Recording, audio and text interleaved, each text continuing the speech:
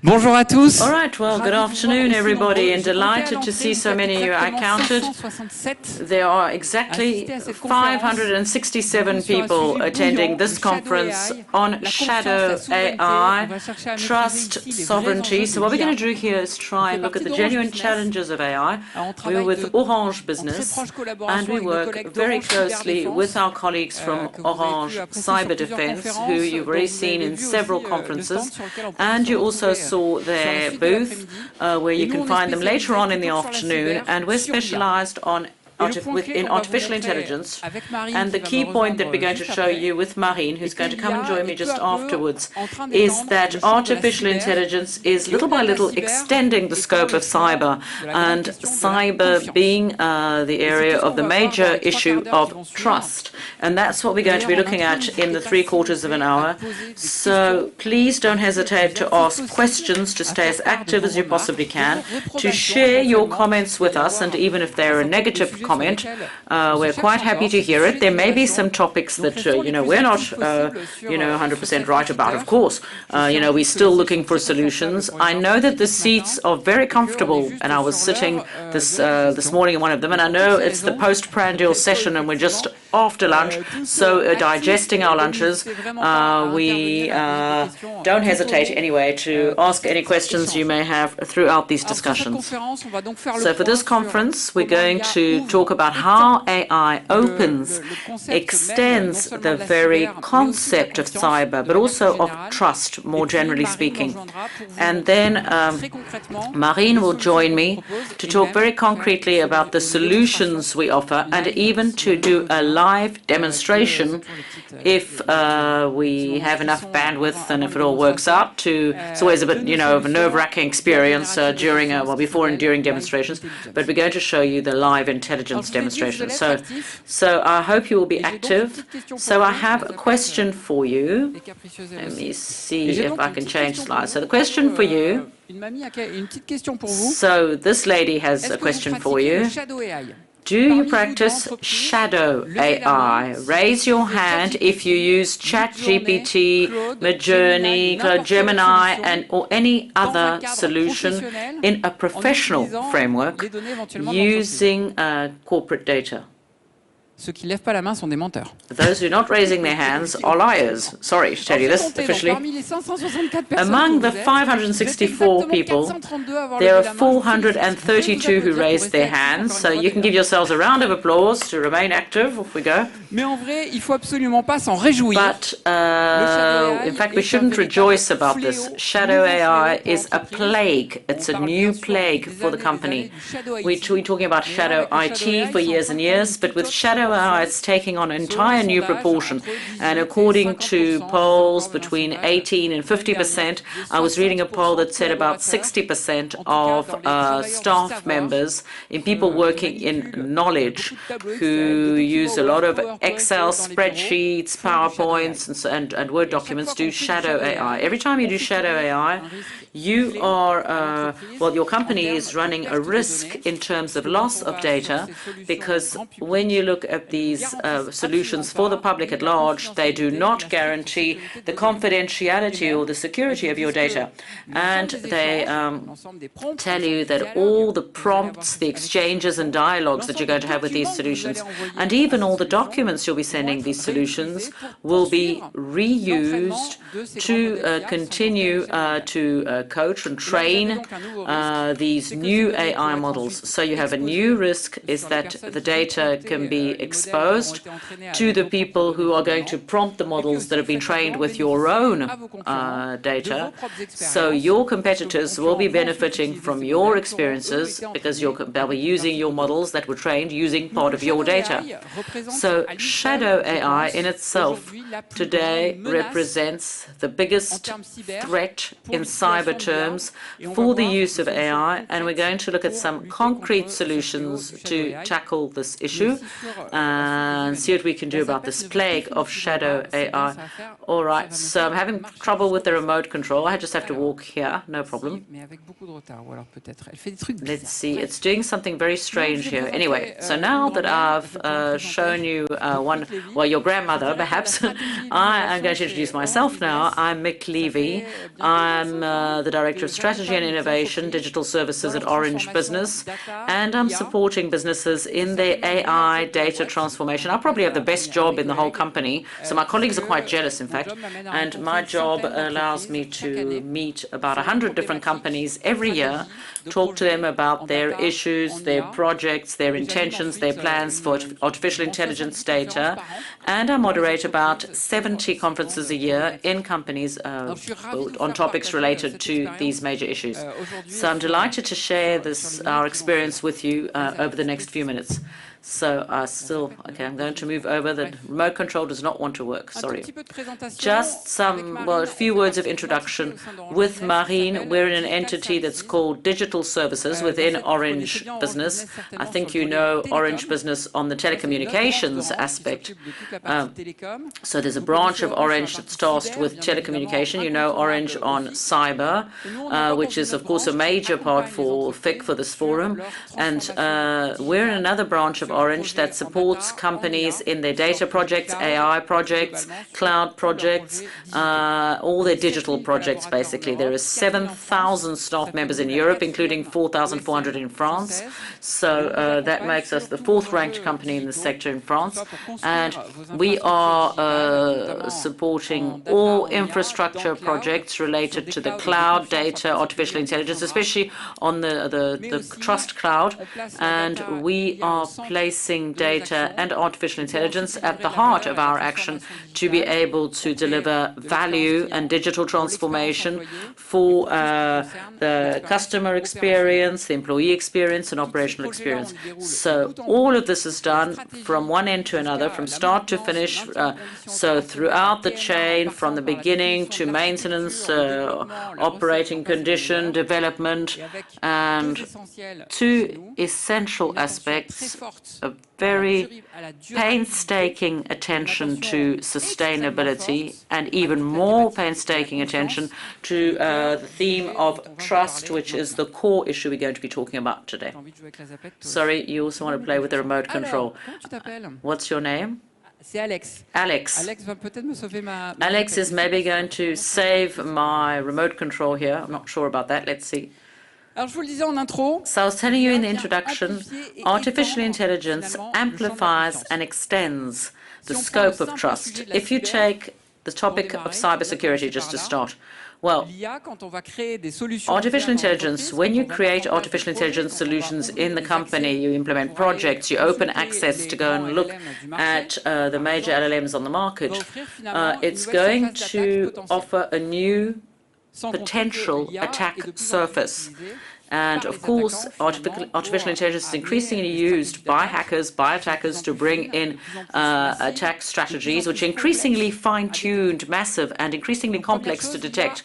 So AI brings in this new attack surface. The second topic, artificial intelligence raises a number of issues regarding sovereignty, resilience, and we talk about this a lot. We've been talking about this for the last 2 days, clearly here at the forum. I think we've all seen that. But the major LLMs and image, video models, well, the majority of them are American, and there are also some Chinese models that we're seeing coming out now.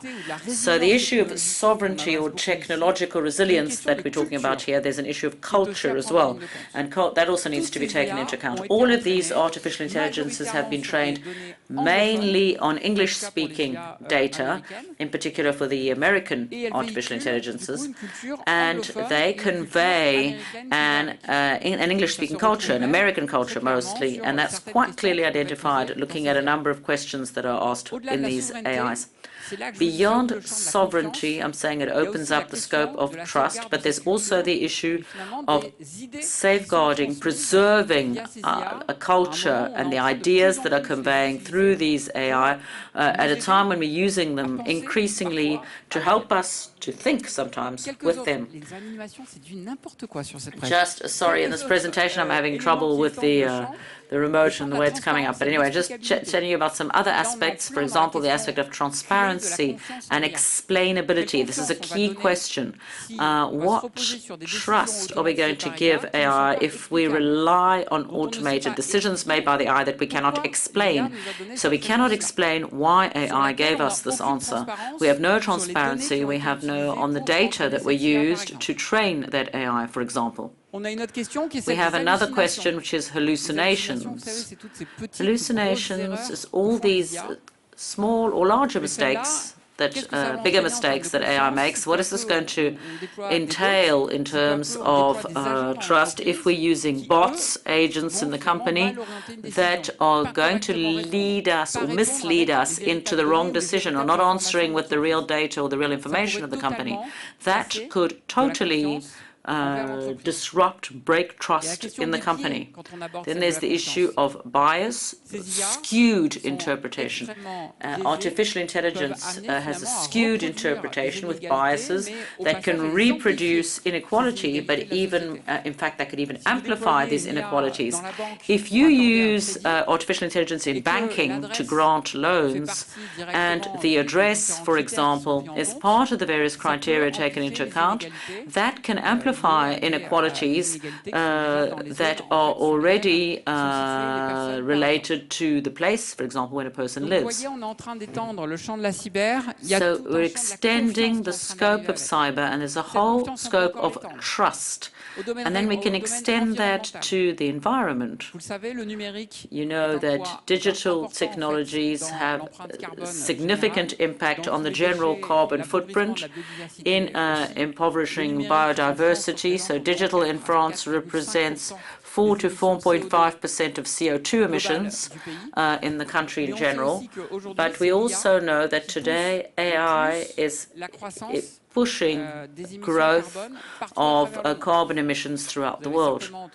You've probably heard the statistics that Google, Microsoft, but also Meta are increasing their greenhouse gas emissions by 30 to 40%, have increased them between 2019 and 2023 at a time when there was a significant increase in acceleration of AI.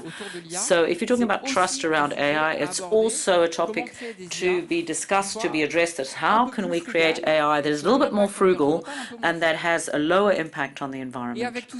And with all of that, it also extends the trust scope from a regulatory viewpoint with all sorts of regulations we've been talking about a lot over the last 2 days related to cyber in particular. But there's the AI Act, the AI regulation, which is the first regulation in the world, which is in Europe, and it entered into force in August of last year, and little by little it's being applied in big waves, basically, of application. The idea here is to restore confidence, trust in the various scopes, but it's going to bring in new requirements, new constraints in the way we work with AI and the way we deploy AI, roll it out in our companies. For example, there are uses like the social credit, which we can see in China, that is going to be forbidden in Europe.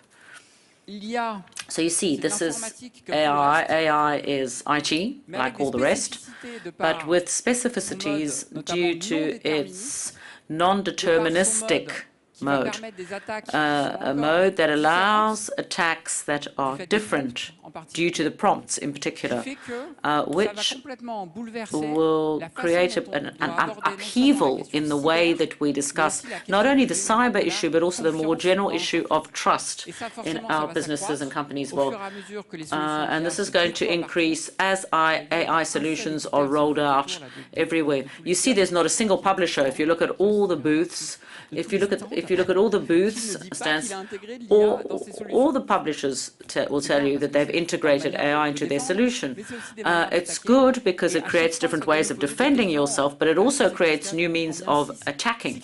So here I've got these criteria. There's 6 criteria here, but it's very important to take all of these into consideration. Now, AI in businesses, it's rolled out differently. In fact, we can say that there are 2 major streams in companies to deploy artificial intelligence. So on this topic of trust, we're going to have to be careful about these two streams and look at it and differentiate the two. The first one is the one you see first, which is the stream in which all of those who raised their hands and a few others are saying, okay, I want to have empowerment thanks to AI. I want to be empowered to have new superpowers person by person. Because if you give each person the superpower to draw up documents faster, to draw up very large documents very quickly, to have much quicker access to information without any breaks in the knowledge chain, well, then we are going to gain productivity.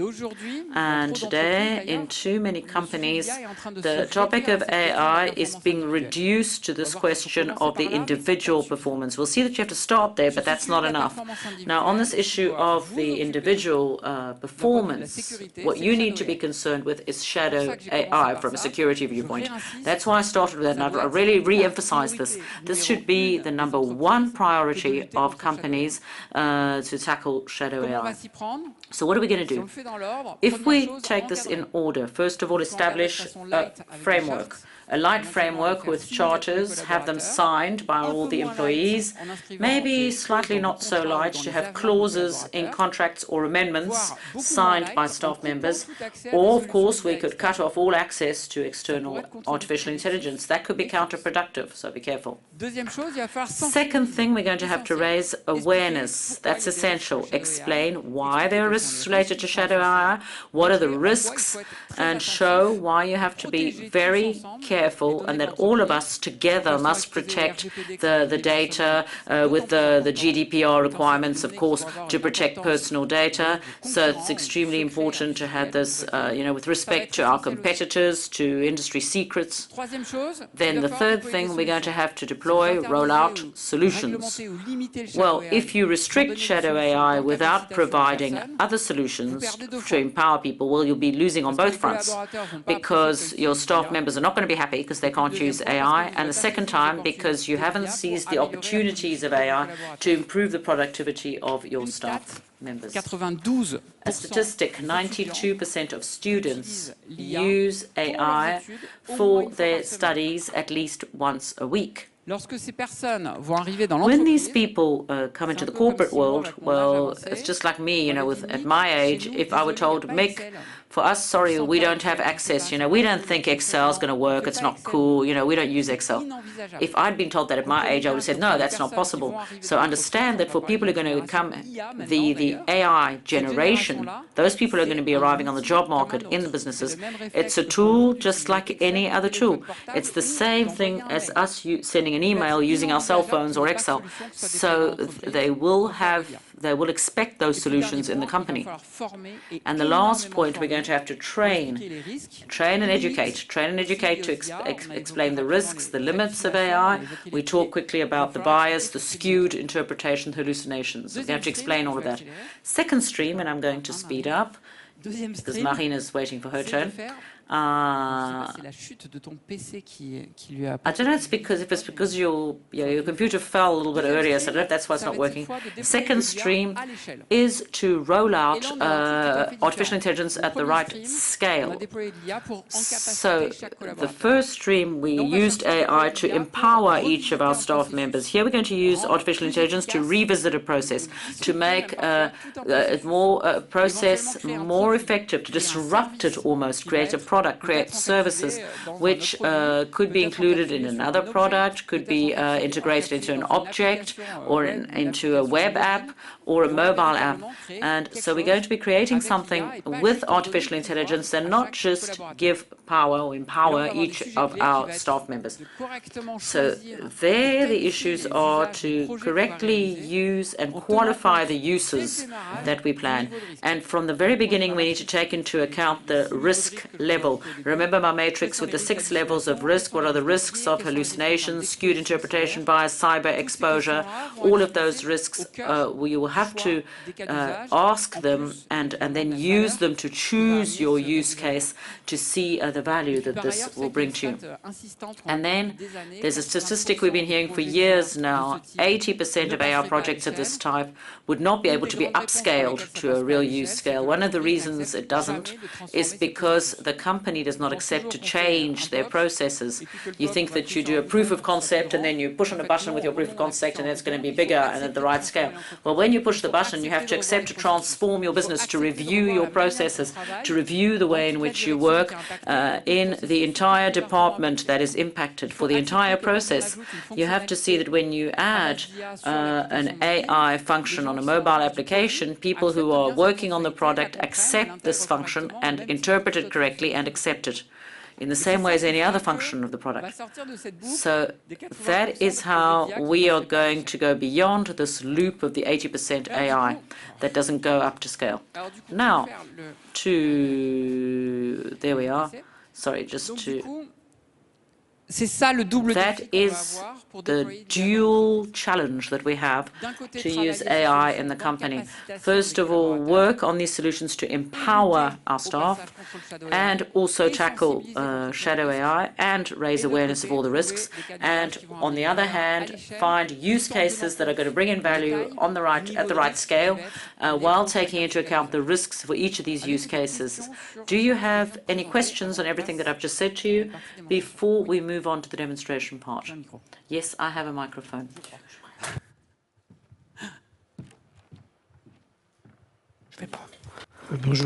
Hello, Mike. I have sneakers, so we can actually be friendly together. There's not a problem with the remote, but there's also an elephant in the room.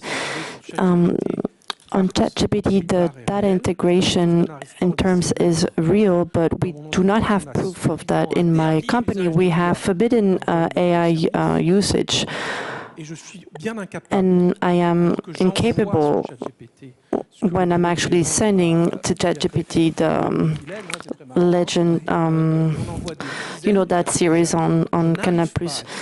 I cannot distribute the proof that those data that are sent into the desert are reaching back. Moreover, what I feel is unfair.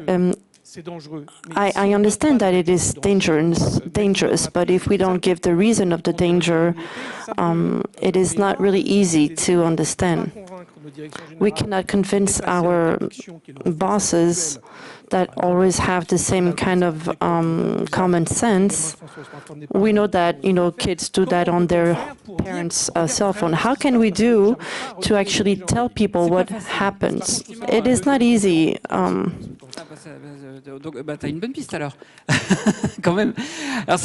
Okay, it is not easy. Why? Because you actually gave a good metaphor.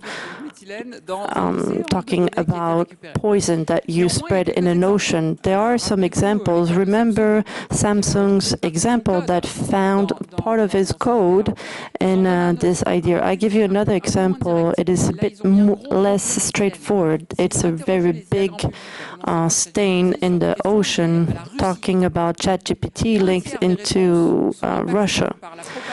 A third of the responses are impacted by responses that are linked to Russia. They created millions of pages thanks to AI in 2024 that were themselves redirected through AI and that reach the News Guard that actually monitors all of the information and lack of communication, and measured that a third of the responses were impacted by the group named Pravda and their page. So yes, indeed, it's a big ink stain, and we do have to use those examples and keep in mind that we have to use common sense. And you can say, yeah, I have nothing to hide, but it is important to, keep that in mind. It is the same. There is big awareness to have in terms of cyber, but the debate are on the same level. To continue with the debate, I will ask you now to please welcome Marine Mathias. Salut Marine. Hello, Marine. So we will start with a very much more concrete example. We want to show you all of the elements that translated in the orange works. We want to introduce you to demonstration. Please introduce yourself. So we called it Head of Trusted AI Program. What that means for us is I handle this program that we started a bit over a year ago at Orange, and I am head of Trusted AI Program. So understand that for our clients, everything that we do at the Orange Group, we are here to work for you and serve your projects. So Marine, we were talking about those 3 layers. There's the first layer, talk about infrastructures, so what happens in the data center, the tools that are used. What do we do in Orange to answer those questions? Well, infrastructure is a very vague subject. For us, is the basis of the generative AI history. When we talk about generative AI, we have more and more use cases that require documentation in companies and raise the question of this documentation. Where is it hosted? Where is it stored? Who handles it? Who works with it? Those models that we've been talking about, ChatGPT, in order for them to be used, we need a really strong power and resources in order to handle them. So we are lucky enough to have very large data centers that are used by Orange. So our goal is to capitalize on those, and we actually purchased those GPUs that are commercialized by NVIDIA. We built servers, we thought about architectures, what we were able to do in terms of network frameworks. We have cloud avenues that handles very strong capabilities. So there's an infrastructure under all of those AI's tools. So the goal is to offer alternative tools. So what you mean is that when you do AI with Orange Business, those are hosted in France that are operated by French operators, by Orange Business, and that are being currently certified and offer guarantees in terms of trust and digital trust. Second layer, when we work with AI, we work with big models. So what choices did we use and what tools do we use? This is the next step. As we say, once we have the infrastructures, the trusted infrastructure, what do we put on top of that? So the choice we made, if we took the funnel on what is being possible in terms of trust, we chose French startups, Mistral or Lighten. They are both French. They're known. One of them is actually entered the stock market. So those 2 startups specialize in generative AI. They are French. They work with LLMs. They work with Francophone data. Actually, Mick mentioned earlier the issue of American data. So the goal here is to understand the French language for all of the reasons that you probably imagine. And what we were thinking about, why do we choose those partners and those solutions, that we wanted to make it very simple. We noticed that AI was a bit complicated. The use cases that were not necessarily all easy, and we wanted to have something very fluid, very smooth, an offer that is delivered from A to Z and is a user-friendly interface. I was not specialized in AI, as you can imagine, in the beginning, but yeah, I will show you a bit later with the demonstration. So third stack is on the project area. We mentioned the bias, hallucination, choice of use cases. So we can actually start talking about this. Orange Business, we offer customized accompaniment. We help you with the acculturation in all of the development of the project itself, whether it is implementation or creating personalized models for small language models that are smaller in order to answer very much more specific questions. And last, all of this, we do that with very high conformity. There's a bunch of regulation. There's GDPR that you have to take into consideration when you work with personal data, working with chatbots on customers' private sector. So all of that, Marine, finally, wow, this is a very big, large area. You're very far from me. All of this translates into two offers that I let you introduce to us. The first one is around infrastructure. Right. We considered that that was the basis, and that was an enabler that was very important in order to build a project that is customized, in order to create a model training and a production plan on a trusted infrastructure. I'm going to focus just 1 second on the training part that is very important, that illustrates what we can do. We have more and more clients, whether it is on the health, bank, or industry sector, that need specified tools, because we need it to be kind of customized. We work with banks that say, well, we have some code translation implying Java. We don't have very little COBOL translators or developers.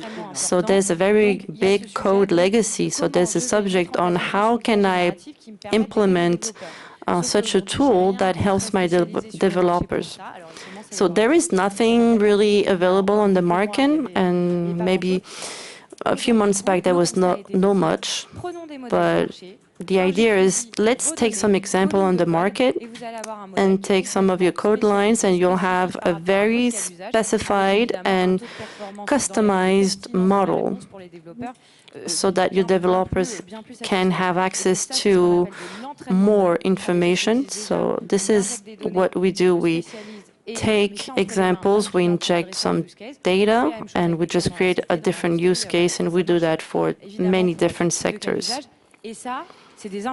And these are infrastructures that are trusted infrastructure that are used there. So we can rent and sell some of those services and help you with customized solutions in order for you to build your own AI model.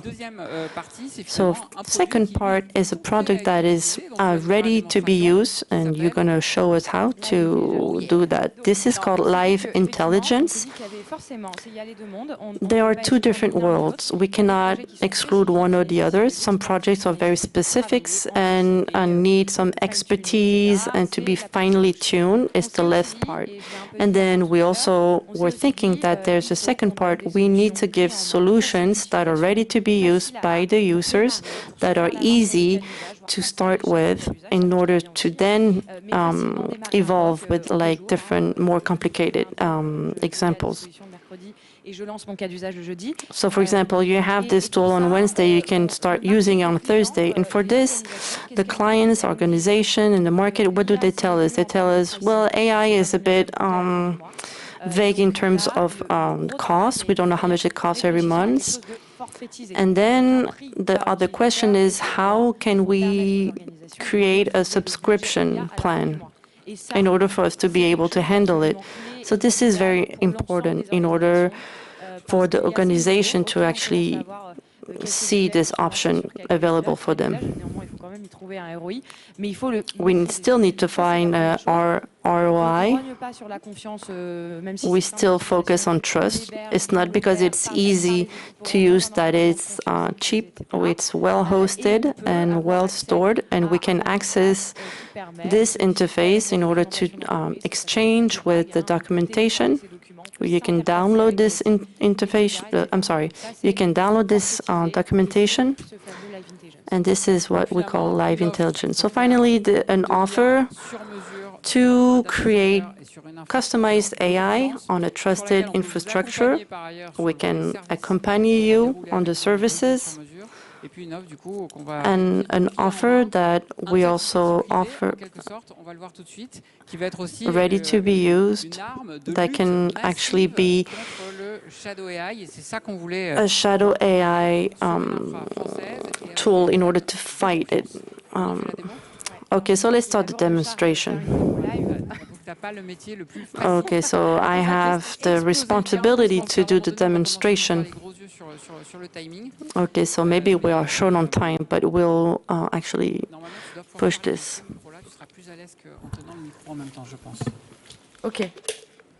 Alors, bon, du coup, la connexion Internet ayant... voyez nos collègues, au moins, c'est bien. You can actually see our colleagues. It's pretty interactive here. So this interface, I'm going to show it to you quickly. Let's say we have this live intelligence offer. It looks like this.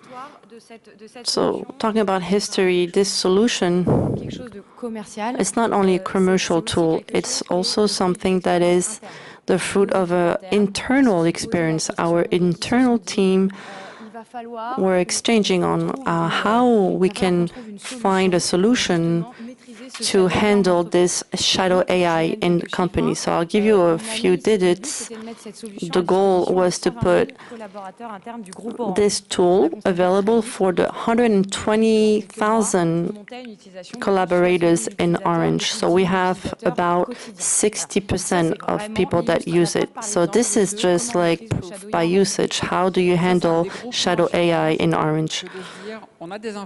So in Orange, that's a great example. We have infrastructures, we have needs. As you know, it's a very large company. And how can we share this great champagne for our client?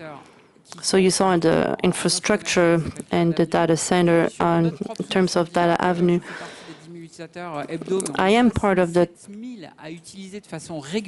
with 67,000 users every day, and we know that it works for 67,000 people.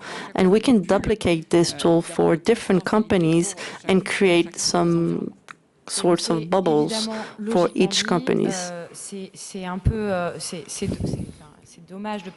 We thought that it was a shame not to share this experience with other companies, and also in terms of collaboration, because it's been like, it's been 2 years that we have this offer internal to Orange, but now we actually share that to our clients, and the roadmap is collaborative as well. There are some things that evolve today, so we have an interface that is very simple. We have collaborators here that actually from the UK that needed to use that.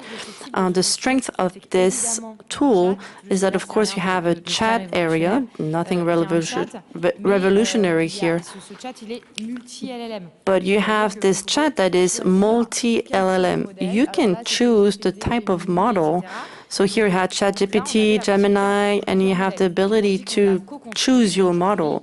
When I talk about construction, we have a bunch of reflection on how to create this different types of LLMs built on Orange data centers.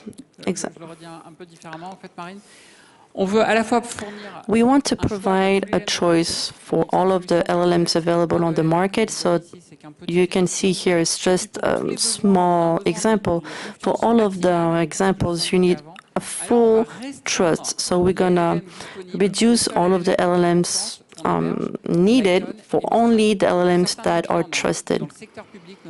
On the public sector, we limited 2 LLMs.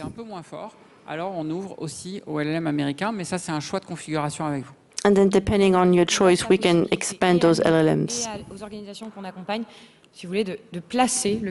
So we can place the cursor of trust depending on your choice.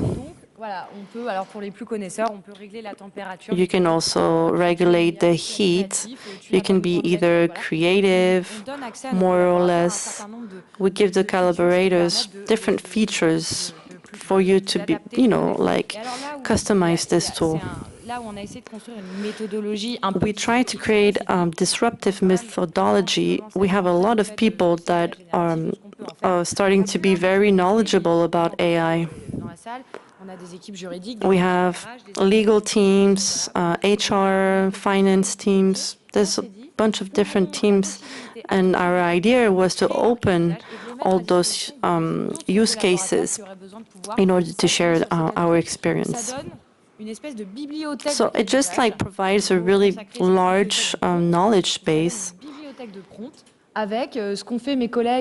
with what my colleague did in this team and the other team. And as you can see, we can prepare a meeting, we can prepare like an email. Can you please review this contract? So depending on your team, of course, you have more specified example. So I can show you all of them, but you can see that 67,000 people have access to those. We noticed that it was a really big way to spread the culture. There's a big excitement around AI, and the fact that some people didn't really know how to use it, this base knowledge helped make AI more smooth in the companies.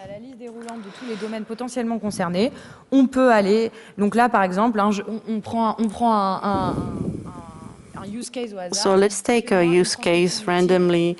Create me a meeting. Un dialogue entre Leonardo DiCaprio et Scarlett Johansson. Okay, so we created that on a conversation between Leonardo DiCaprio and Scarlett Johansson. The prompt is already created. I give instruction for AI, and it is able, based on this data, to make a resume of those actions. So it's pretty funny because Scarlett Johansson has a follow-up meeting based on this. It's a nice tool. Of course, for our organization, what is important is to be able to handle the cost of it. You can actually have information, on a collaborator that probably just overused this tool and probably just went over budget. But this is something you can actually monitor.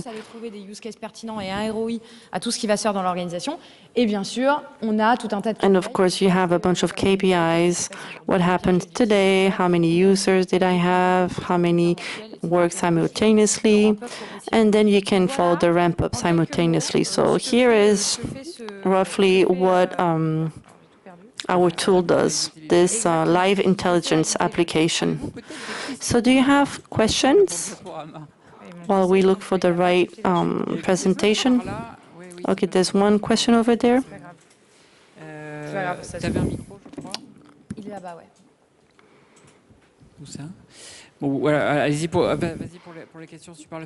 Okay, if you speak really loudly, I can probably repeat your question.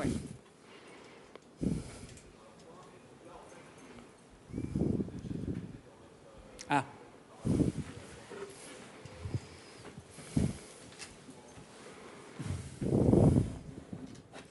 Je vais répéter la question. Ouais, c'est.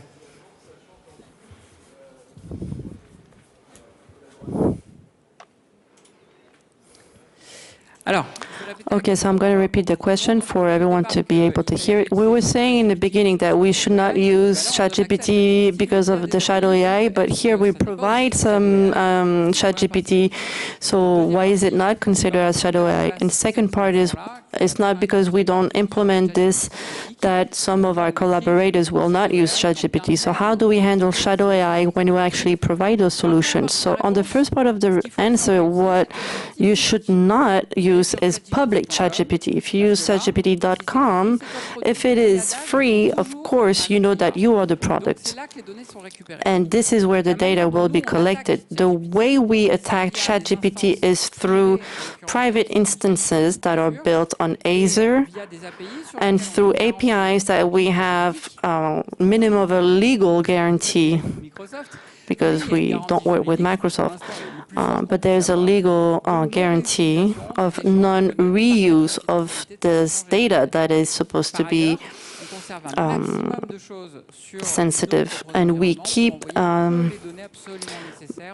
we only send the necessary data to be used by the AI on our scale. So if we want to have a maximum trust, we're going to restrict our LLMs in order to stay on Mistral that we can host in-house, which is important. Second part of the question. So it's a great thing to implement some solutions, but how can we control our collaborators will not use ChatGPT that is public?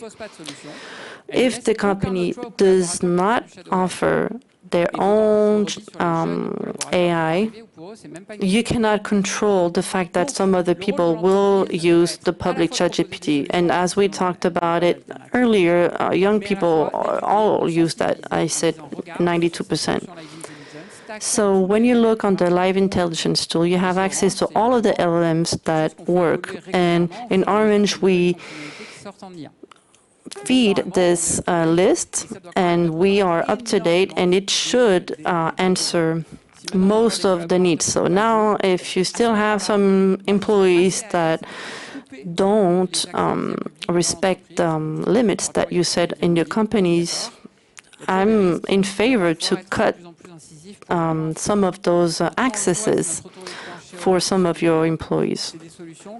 These solutions have really great results. It works really well when we provide the right solutions that are implemented in the right way, that are explained, and awareness is raised. What happens if I am not able to purchase 500 cards? Can I use the service CPUs? Do I have the guarantee of physical data? We talked about extraterritorially. Am I secured if I am not able to host the data center in-house? Well, this is the main question.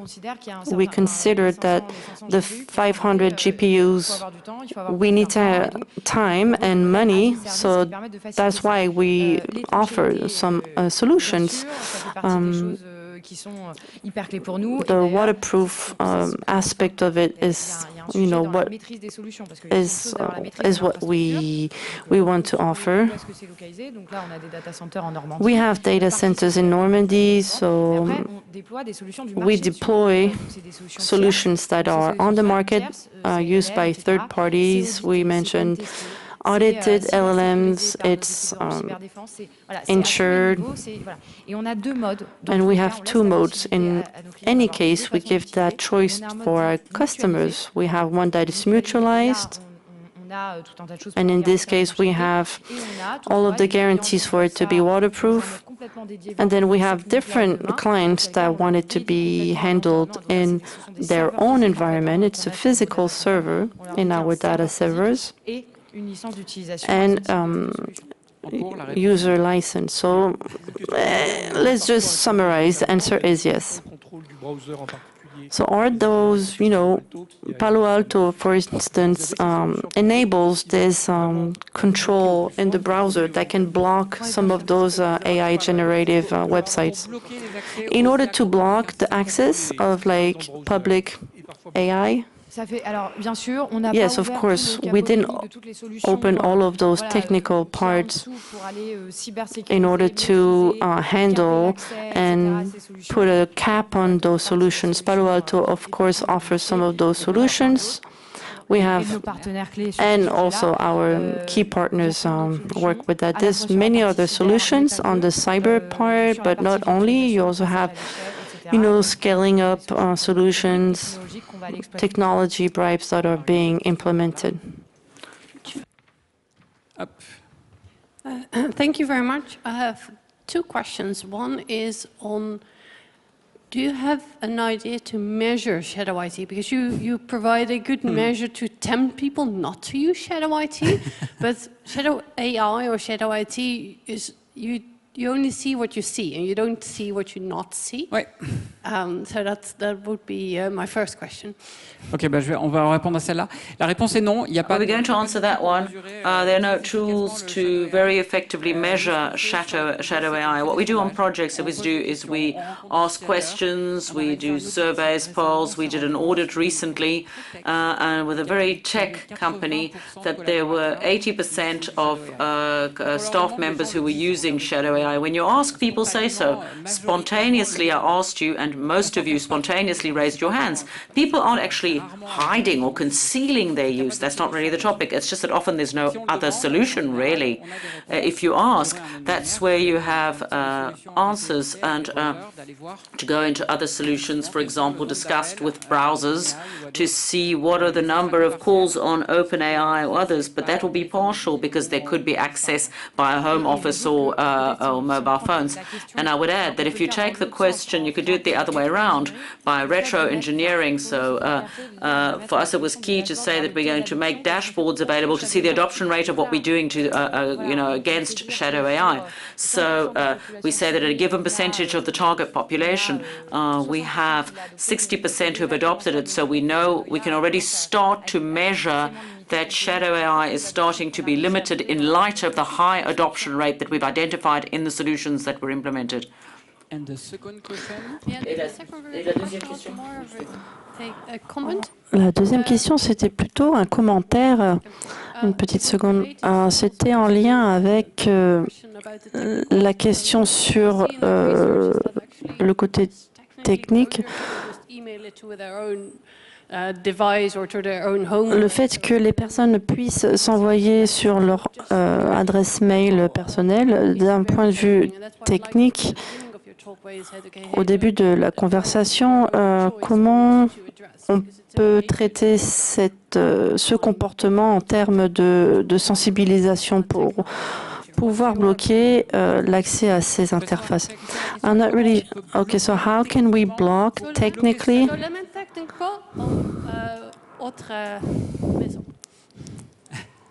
Marine, t'as le truc?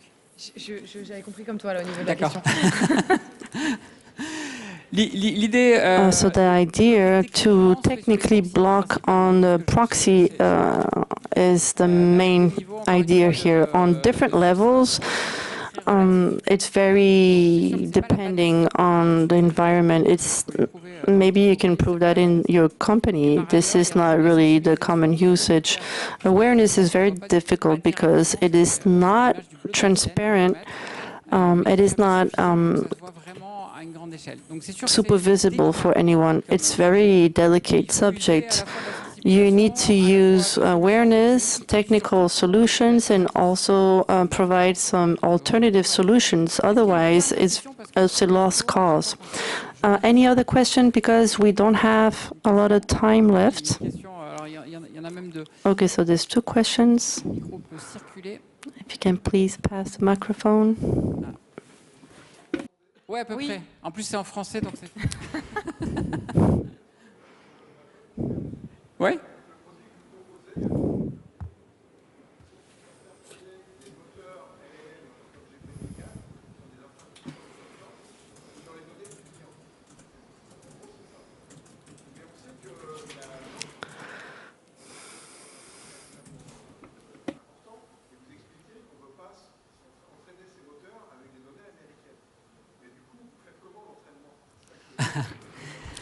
Alors, oui, bien sûr. So,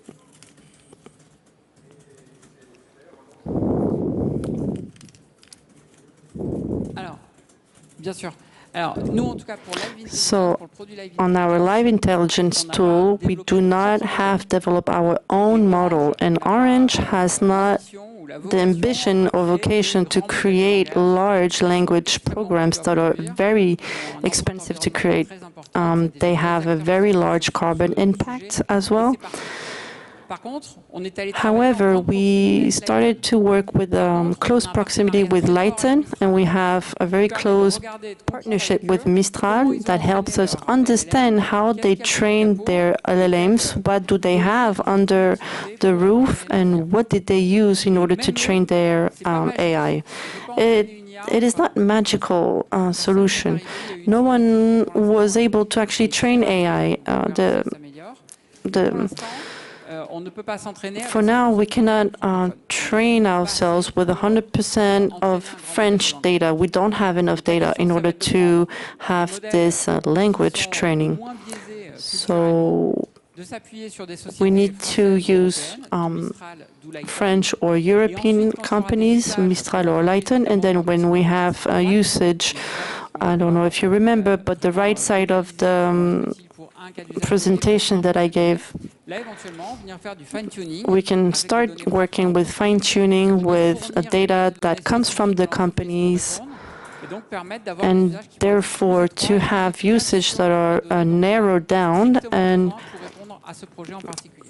Et en complément, je dirais qu'effectivement, ce fameux... I'm going to add something to that. This multi-LLM is one of the answers that we can provide. We think that we have different types of solutions on the market that can answer different kinds of usage. Some of them for data that is used in French, and other solutions that can be useful for different general questions on use cases that are non-critical. This is the arbitrary side in between them and the level of trust that I was actually trying to put forward.